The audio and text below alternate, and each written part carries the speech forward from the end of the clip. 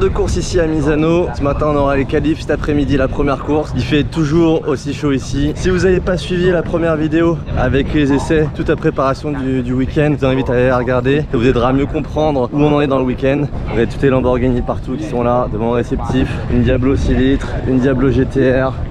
La nouvelle Super Trofeo, une Countach, un line-up de STO partout ici, avec des configs en veux-tu en voilà. Alors vous avez pu voir sur la précédente vidéo qu'on a eu un gros ascenseur émotionnel, on est passé par toutes les phases. Aujourd'hui c'est là que ça compte, donc qualification ce matin, course cet après-midi. Le challenge encore une fois ça va être de lutter contre la chaleur toute la journée. Si tu sais pas où t'as atterri, je m'appelle Romain Monti, je suis pilote automobile professionnel. Sur ma chaîne je t'embarque avec moi dans les coulisses du sport automobile. Donc si c'est pas encore fait, mets ton plus beau pouce bleu, abonne-toi. Quelques concurrents en pleine préparation, ici on a les Aston GT4. Il est 1h du matin, j'ai marché 200 mètres entre la voiture et le stand, je suis déjà en sueur. Pour vous dire un petit peu les conditions qu'on a ici. Il est vraiment très chaud, on va à nouveau pouvoir s'hydrater toute la journée pour lutter contre la déshydratation. Et on trouve nos voitures et le team, c'est parti pour le début de ce week-end de course. Bon les gars, ça part en qualif, on se retrouve après pour voir ce que ça a donné. Voilà, Romain Monti à l'image, fait équipe avec Antoine Poty sur cette tas de l'équipe CMR. Il va faire chaud là pour l'instant dans la voiture.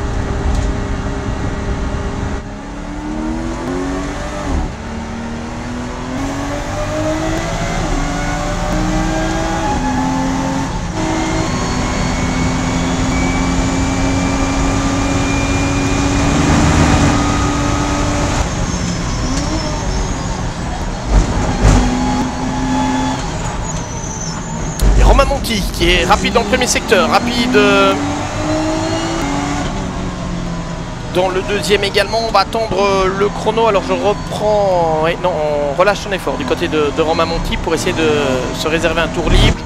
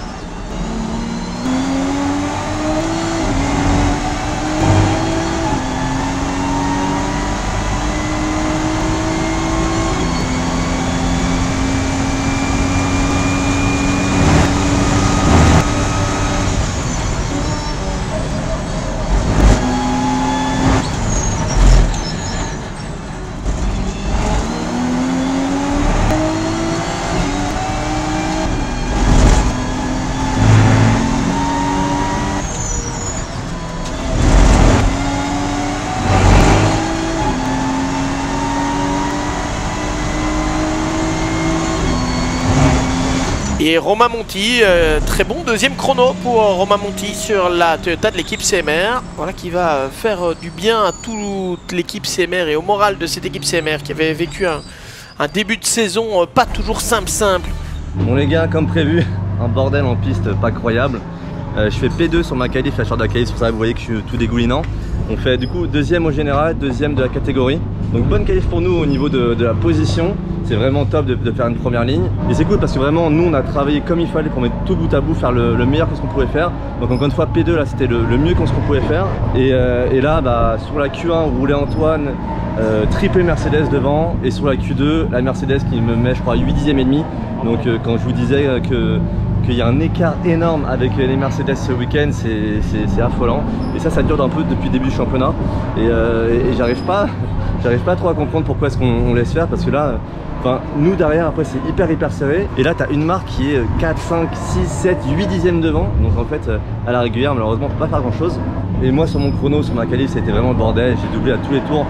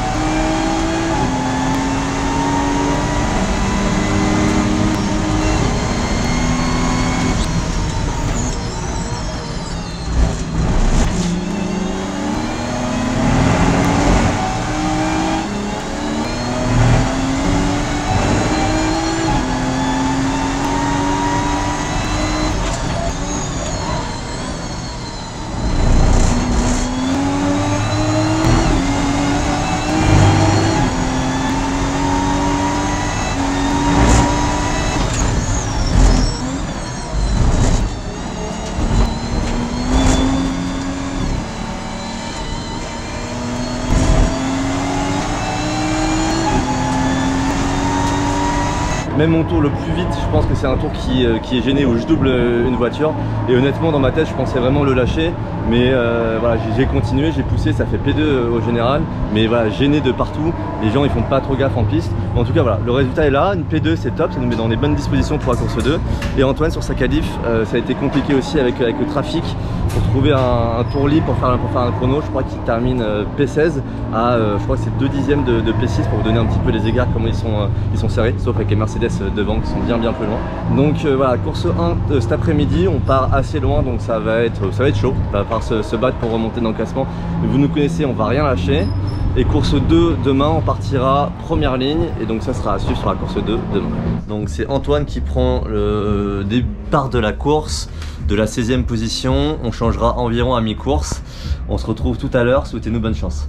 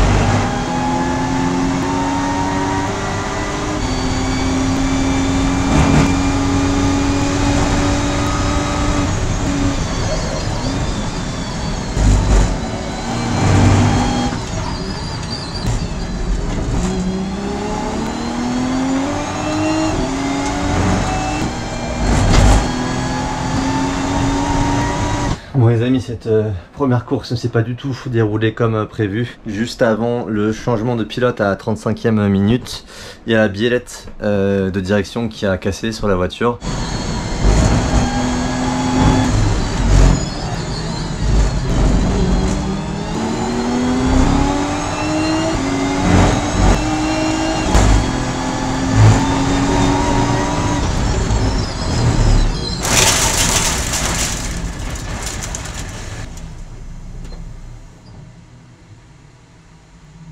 A priori sans raison, donc je vais regarder les images que ça s'est passé sur le relais d'Antoine. Donc on va regarder ça, mais à nouveau une défaillance mécanique sur la voiture. Je vais pas vous mentir, on n'a pas été épargné par tous les problèmes avec la Toyota depuis le début d'année. C'est dommage, encore une fois, je pense qu'on a un duo de pilotes qui est très bon avec Antoine et moi au volant. Le problème c'est qu'on arrive toujours sur les circuits avec des problèmes dans tous les sens. Là cette fois-ci sur notre voiture c'est la biellette qui lâche, biellette qui était neuve, qui apparemment est une Evo de chez Toyota également. Et la deuxième voiture du team qui roule en Pro-Am avec Corentin et Étienne, eux ils ont un problème de boîte de vitesse. Donc là ça fait vraiment beaucoup en cumulé tous les problèmes qu'on accumule sur les voitures depuis le début d'année. C'est voilà, vraiment dommageable. Tu nous mets dans une voiture qui est fiable et performante. Je pense que vraiment à la régulière on peut vraiment se battre pour le titre jusqu'au bout. Donc voilà, là j'accuse un petit peu le coup. Malheureusement on fait une grosse croix sur de gros points et donc effectivement au championnat ça va être compliqué pour nous. Donc maintenant ça va vraiment être course par course. Donc demain on part P2, il y a tout à jouer, mais à la régulière on sait qu'on n'a pas la performance. C'est-à-dire que si on gagne la course, bah c'est-à-dire que vraiment il faudra qu'on soit très fiers de nous et faut qu'on compte sur des faits exogènes parce qu'on sait qu'on n'a pas la perfo ni la fiabilité aujourd'hui pour se battre à la régulière pour jouer les premières places. C'est malheureux, mais c'est comme ça. Donc moi je vous dis rendez-vous demain pour la suite des aventures. Je vais aller regarder la vidéo du début de course d'Antoine. On va regarder aussi les datas, on va analyser un petit peu ce qui s'est passé. Et puis on se retrouve demain. Allez, ciao. Hello, jour de course ici à Misano. La chaleur est encore une fois ici. Aujourd'hui je pars de la deuxième place, donc première ligne, sur un plateau composé d'un peu plus de 45 voitures. Là ce matin on a été convoqué par la direction de course qui voulait faire un briefing avant le départ pour nous expliquer un petit peu la procédure, notamment avec les deux premiers. Donc en fait la théorie sur le départ c'est qu'on doit sortir du dernier virage à environ 50 km/h, accélérer progressivement à 100-110 maximum et ne pas être à fond avant que les lumières passent au vert. Évidemment c'est la théorie, en pratique il y a toujours des petites différences, mais en tout cas dans les grandes clés ça doit se passer comme ça. Par rapport à hier, la Mercedes a eu sa BOP, donc la balance de performance, qui a été modifiée. Donc ils ont été dégradés au niveau du moteur, ce qui doit leur faire perdre 4-5 dixièmes au tour. J'ai parlé avec plusieurs pilotes Mercedes, donc ce qui les resitue à peu près au même niveau que nous. Hier en course, ça les a pas empêchés de gagner les deux catégories en Pro-Am et en Silver avec des super tours en course. Donc mais au moins ça les rapproche de nous parce que c'était vraiment stratosphérique ce week-end. Donc première ligne Mercedes Toyota, derrière nous il y a une Porsche et une Aston Martin. Et pour le coup la Mercedes et la Toyota, on n'aura pas beaucoup de moteurs. Et derrière par contre l'Aston Martin et la Porsche ont vraiment beaucoup de moteurs comparé à nous. Donc il va falloir gérer au mieux possible ce départ pour essayer de prendre le plus d'avance possible avant les lignes droites, parce que c'est vraiment en ligne droite qu'on peut se faire massacrer. On espère également qu'on rencontrera pas de problème, donc pas d'accrochage, pas d'erreur, pas de tête à queue, rien du tout, qu'on aura une course qui est clean. En tout cas on part en bonne position et on va essayer au minimum de garder cette position pour la fin de la course. C'est l'heure, moi je me suis habillé, je me suis préparé et on va bientôt monter dans la voiture pour l'après-grille. Donc let's go, croisez les doigts pour nous.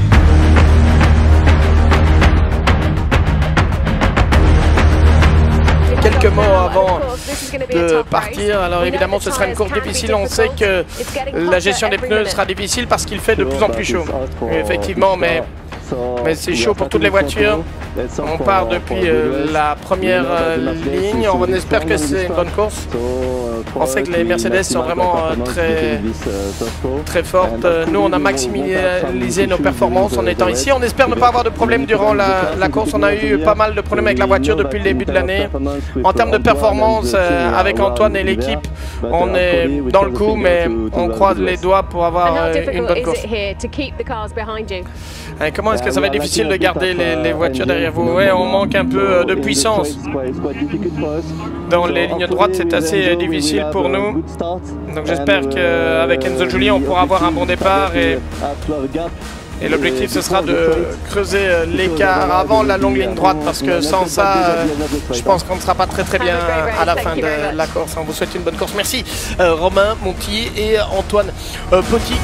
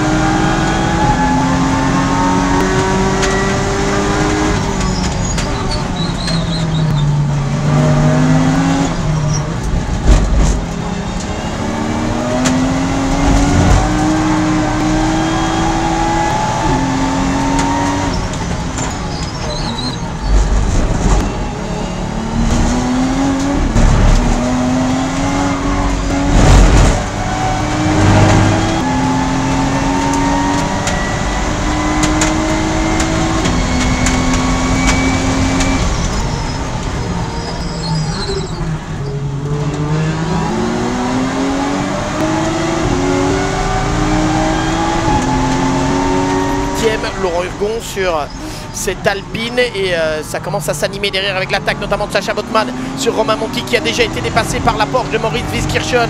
La vitesse de pointe de la Porsche en direction de Kersia, je pense, qui a fait merveille. On n'a pas vu le dépassement pour être tout à fait honnête avec vous, et Romain Monti qui va devoir s'incliner aussi en ce début de course.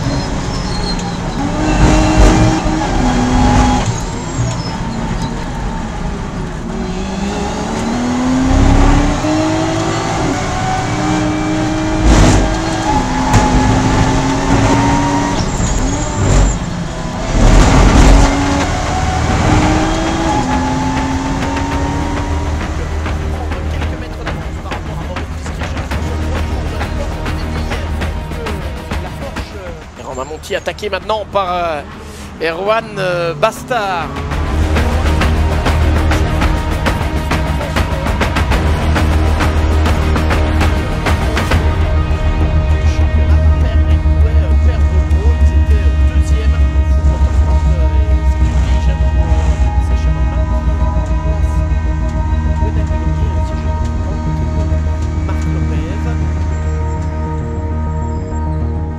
Erwan Bastard à l'attaque derrière.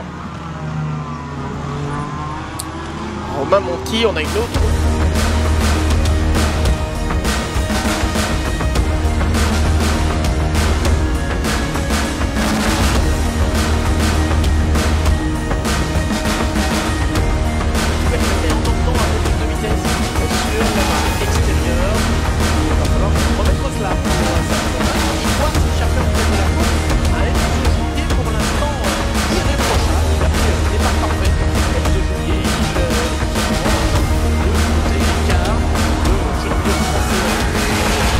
Sacha Botman, ce ne sera pas ici. Je pense que s'il doit surprendre, ce sera au freinage de Rio. Derrière, on a Erwan Bastard qui essaye d'impressionner Romain Monti en se plaçant à droite. Ça ne passe pas pour l'instant. On a deux Audi à l'attaque là. Sacha Botman.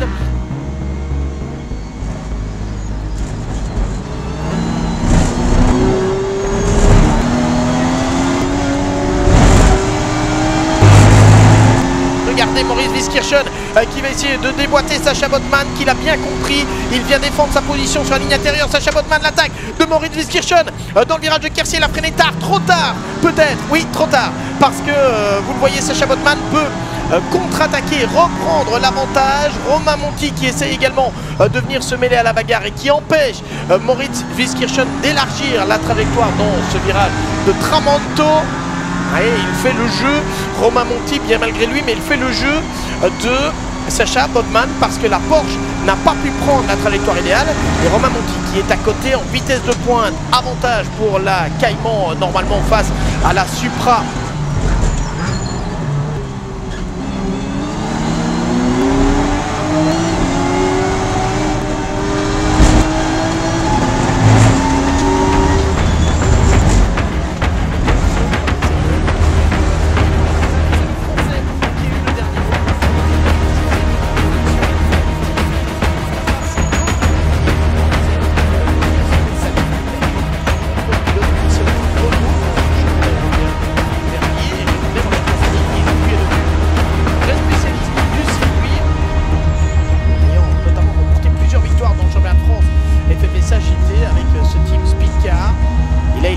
Robert Consani sur Romain Monti, lui-même en lutte avec Maurice Wiskirchen.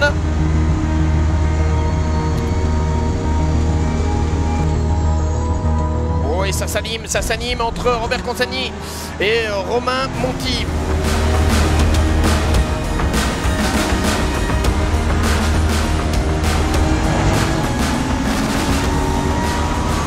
Robert Consani qui cédera le relais à Benjamin Lariche. Romain Monti à Antoine Potier. Et Enzo Joulier, entre-temps, vient de s'offrir le meilleur tour en course. Une 42-0-41 pour Enzo Joulier. Attention, gérer malgré tout les pneumatiques pour son équipier. Hein. Luc Ibanez le disait, il fait plus chaud encore qu'hier et la gestion des pneus sera cruciale.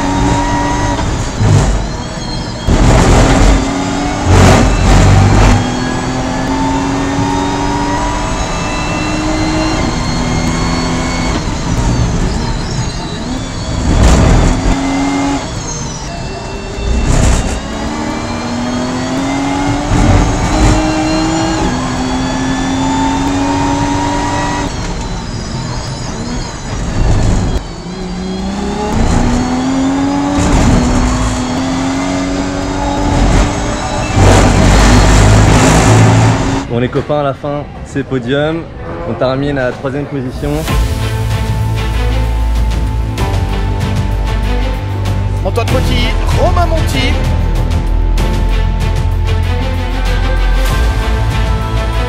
Romain, l'objectif au départ de la course, c'était que ça se passe bien. Vous l'avez fait et vous avez attaqué tellement fort. C'était vraiment une course de défense, c'était une course difficile.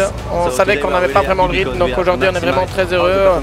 Je pense qu'on a maximalisé vraiment des performances. J'ai dû défendre durant tout le relais, c'était difficile dans la voiture. Antoine a pu gagner quelques places sur la piste et l'équipe a fait un super boulot dans la pit lane. Donc effectivement c'était une course propre comme vous dites, donc c'était parfait. Honnêtement aucun regret, on a fait le maximum avec les armes qu'on avait en main ce week-end. On ne pouvait pas faire mieux. Je savais que ça allait être très compliqué en course. Sur mon relais c'était un gros relais de défense. J'ai essayé de résister au mieux que je pouvais. C'est jamais facile les courses de défense comme ça parce que t'as toujours peur de te faire rentrer dedans, t'es toujours concentré dans ce qui se passe dans tes rétros, de voir où se trouvent les autres pour justement éviter les contacts. Donc il a fallu vraiment défendre pendant tout le relais. Ça a été assez chaud. Je rends la voiture 5e à Antoine. On gagne une place dans les stands et Antoine gagne une place sur la piste. Donc on va chercher la 3e position. La Mercedes à nouveau, malgré le changement de la balance de performance, elle roulait 5/10 au tour plus vite que tout le monde en course. Donc Mercedes a gagné la course avec énormément d'avance. On termine 3e juste dans le cul de la Porsche. Rien à faire par rapport à la Porsche, beaucoup trop de VMAX dans la ligne droite. Donc là on pouvait rien faire. Donc c'est pour ça que je suis très content de P3 parce qu'on n'a pas eu de problème de fiabilité. On a fait le maximum, que ce soit sur mon relais, sur le relais d'Antoine, dans les stands. Le team a super bien travaillé. Donc c'est un peu frustrant de se dire que quand on fait tout bien, on termine à la 3e position. Mais vu le contexte actuel, cette 3e position a un peu odeur et saveur de victoire. Donc là la voiture elle est en parc fermé pour les vérifications techniques. Là on est en train de tout ranger. La coupe je vais pas la prendre avec moi sinon ils vont pas me laisser rentrer dans l'avion avec. Et ça j'ai pas débouché, je vais la donner au mécano. Et dites-moi dans ces vlogs ce que je pourrais améliorer, s'il y a des choses que vous voulez voir que je montre pas forcément. J'essaie au maximum de vous partager tous les coulisses en fonction du temps que j'ai. Parce qu'évidemment sur ces week-ends il y a pas mal de choses à faire, vous en doutez. Mais en tout cas ça me fait toujours autant plaisir de partager les coulisses du sport automobile avec vous. Merci à Antoine, merci à toute l'équipe CMR. Merci à vous d'avoir regardé cette vidéo. Mets ton plus beau pouce bleu, abonne-toi si c'est pas encore fait. Et moi je te dis à bientôt pour une prochaine vidéo. Ciao.